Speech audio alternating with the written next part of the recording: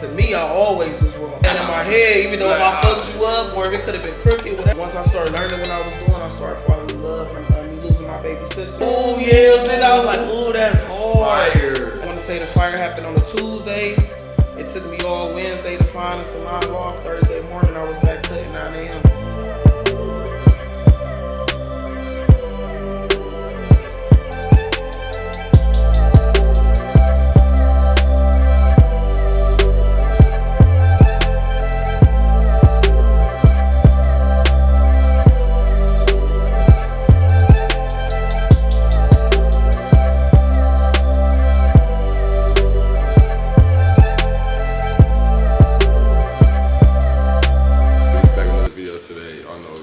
Today might be a real big video, something different, something special, you know what I'm saying? Y'all can already see by the name of the video where I'm at, hottest barber in Cleveland and hottest barber in fucking Ohio. We got something big coming up, so this really like a video for y'all can really like get to know her if you don't already know her, but it's really more than what y'all think it is. Y'all probably just know like what y'all see on Instagram. This shit really get like that behind the scenes though, you know? You know what I'm saying? But when the only yamzdidit. You know what I'm saying? Welcome to Mikasa. Mikasa Sukasa. You feel me? So check it out. Yamzdidit, hottest barber in the city. In Ohio, you know man. Came from Youngstown, Ohio. Been raised in Cleveland. You know what I'm saying? Hold on. Before we get that, so we got something big coming up, but before we get that started with this interview, we about to really get into how she started, where she came from. So before we was here, I actually met her. I think it was at like St. Clair Superior. What was it at? Euclid. Okay, bet. So Euclid, the hot cuts. So you say you do from where? I'm from Youngstown, Ohio, from Yo. Yeah. But I came to East Cleveland. You know what I'm saying when I was about 9, 10. So. How the barber life find you though? What you was doing before you became a barber though? That's what I want to know. I never knew that. I met you as the barber in Yams. I ain't never know Yams before the barber though. So how you find out the skill to being a barber from being in the streets? You know, because it's hard to find out when you so locked in the streets. Shit, for real, it's like, man, being in the streets, you know what I'm saying? You got certain resources and connections. And, you know, I ran into, you know what I'm saying, the perfect person. You know what I'm saying? It's a longer story, but just to nip it in the bud. You know what I'm saying? I came up on my Clippers. You know what I'm saying? During the time where, you feel me, I was in the streets and I didn't want to be in the streets. You know Hard what I'm saying? slogan. Came up on my Clippers. On everything. So when I found the Clippers, man, it was like, man, I'm about to put them to use. So I started putting them to use. I'm saying, so you went to school for it, or you just like? So I pretty much started cutting out the house, you know what I'm saying? I just started cutting neighborhood friends. What? You ain't go to school for this shit like everybody went to? So you I self-taught ended up basically? I was self-taught at first, but I ended up going to school once I seen like, shit, it's the like way to get bigger than what I'm thinking, you know what I'm saying? So I'm like, shit, I'm just doing this out the house. I'm just thinking about like, man, I probably could have me a shop or, you know, you ain't no telling what this could turn into. Ain't no telling, huh? Yeah, so I stayed down, found out what my next level was, and went to school. So around what years was it when you started at the house shop first before you started school? So like 2013, 2014. 2013, 2014. Yeah. So how long was you doing that before you found the shop? And what shop was it though? Was it the shop where down in Euclid or was it somewhere else?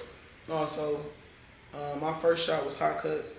But I started, like I said, I picked up the Clippers about 2013, you know what I'm saying, 2014.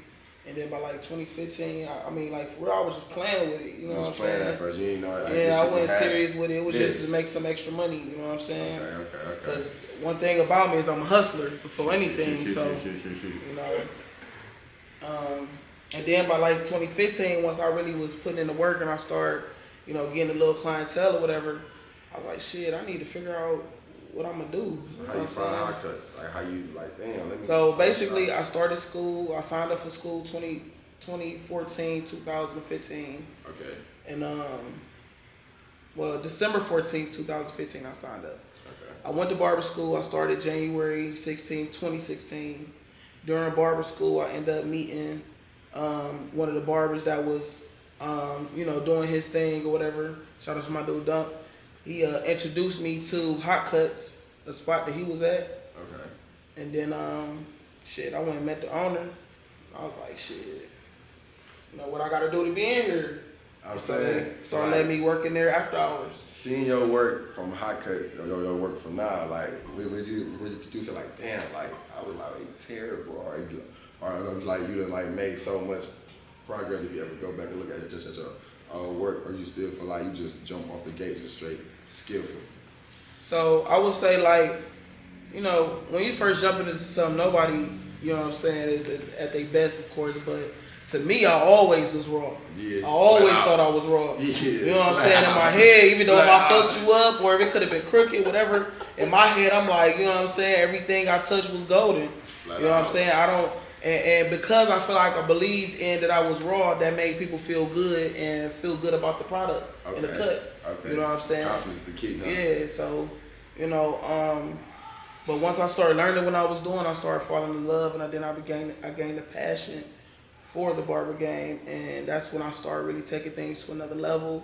You know, I always was an artist because I draw growing up as a kid. That was one of my hidden talents that a lot of people don't even know. What? You know what I'm saying? Like I could draw. Yeah, I could draw. So actually you could really be doing tattoos. I could be doing anything. All that. I had thought about doing tattoos, and I actually looked into it. But you know, I didn't really like that concentrated vibration in the pen. Yeah, so I figured. Yeah, I figured like, you know. So that shit don't got that. Like you don't really. Nah, it's a different type of vibration. Okay. See, like eventually the pressure from the needle vibrated so much over time, I feel like that'll cause some type of nerve damage. Yeah. So I was like, you know, I just for real, I ain't really seen nothing in drawing. So I took what I already knew about being an artist and I mixed it with the barber industry, and you know what I'm saying, that's pretty much how I became a little bit different than the other barbers. You know what I'm saying? Okay, so what year did you find hot cuts? After hot cuts, that's when you went to Euclid? So about mid 2016 I started cutting out hot cuts. How long you there for? I was there for 5 years. 5 years? Yep, I stayed with hot cuts for 5 years, and I promised myself that I wasn't gonna be a barber that was gonna jump from barbershop to barbershop. You know what I'm saying? But what led to you jumping from hot cuts to Euclid? So hot cuts end up after 5 years. You know what I'm saying? You know, I pretty much became Yamzdidit through my barber career. You know what I'm saying? I didn't jump out and just was Yams. Yams became something, you know, in school that I came up with from me losing my baby sister. Oh, so you wasn't always Yamzdidit? No, I wasn't always Yams. Okay, tell me how that came. Okay. So basically, like 2016, January 8th, 2016, I was still in barber school, but my baby sister ended up passing away. Yeah. And you know, I had started getting into my depression, and once I got into my depression, I started back drawing. And so I just started, you know, I started a mural, like drawing whatever was coming to my mind. Okay. And a lot of the things that was, you know, of course, coming to my mind was my baby sister. So I just started drawing different portraits of her, you know. And the last one I drew, I wanted to give to my grandmother as a Valentine's Day gift. You know what I'm saying? So I bought a frame, and you know what I'm saying, I drew my sister in her wheelchair. And when I signed it, "Love, big sis, you're amazing."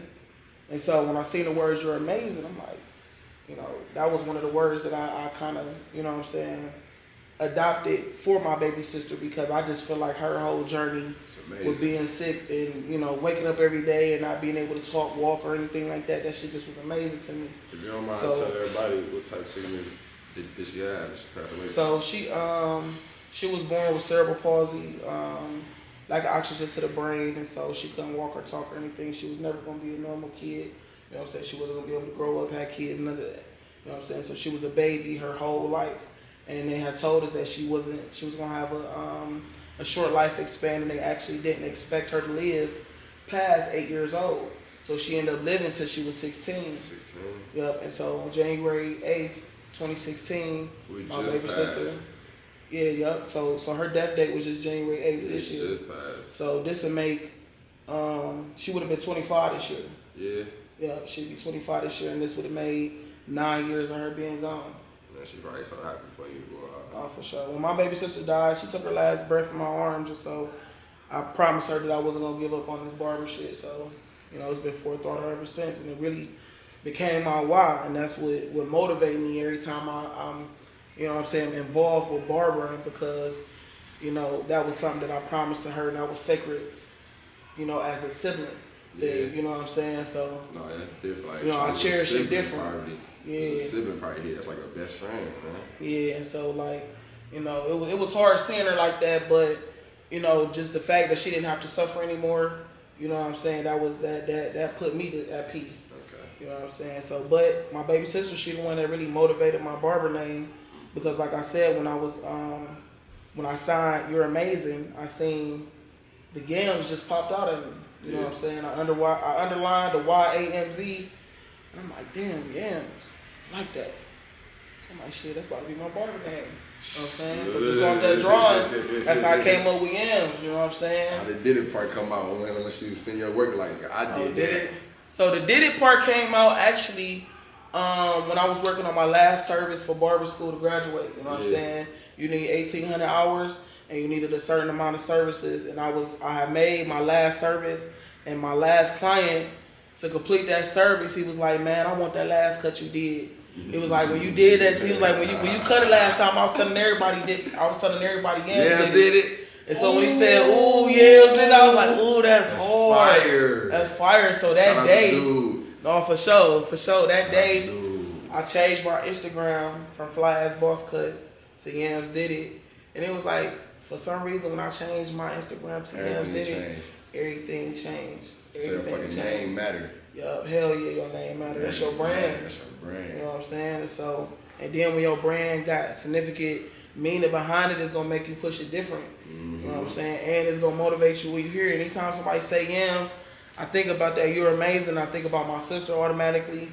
And shit, even on my down days when I'm going through something or I'm feeling down or, you know what I'm saying, I'm not feeling like cutting hair, you know what I'm saying? I think about that shit and it reactivates me. Immediately, like, you feel me? Reactivate. All right, back at it. So, what made you leave Hot Cuts? Actually, God,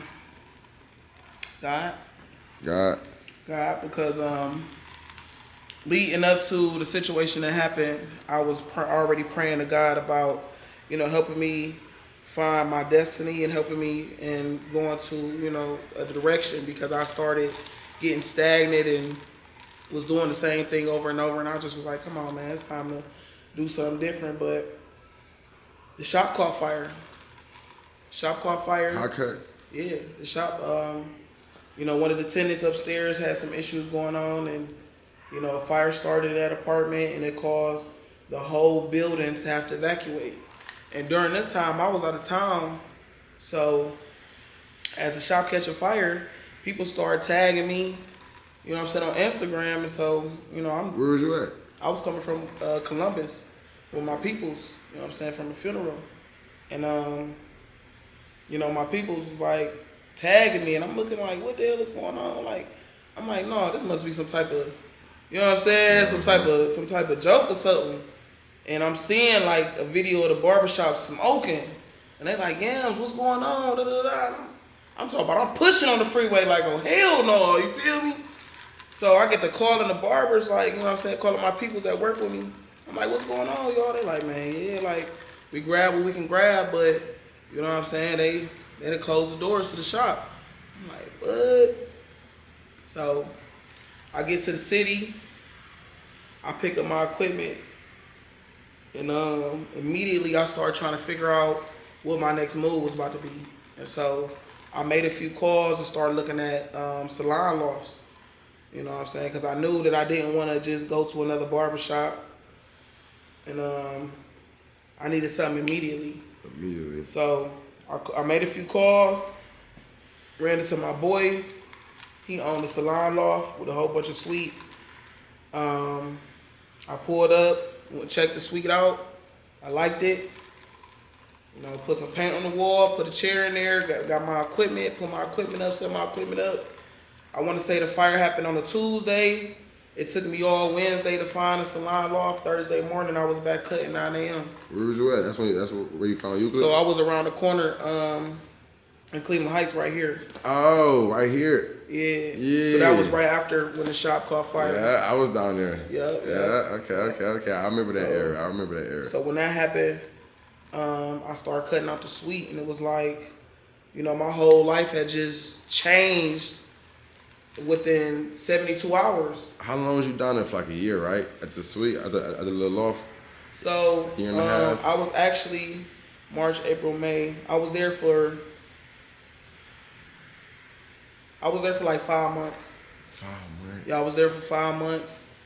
So April had finished out, and you know, I started panicking. You know what I'm saying? I was like, man, what's going on? Like, I wasn't really feeling the sweet life. You know what I'm saying? I had too many clients for a sweet. You know, I had 4 or 5 people in this small ass room. I started feeling like I was in jail.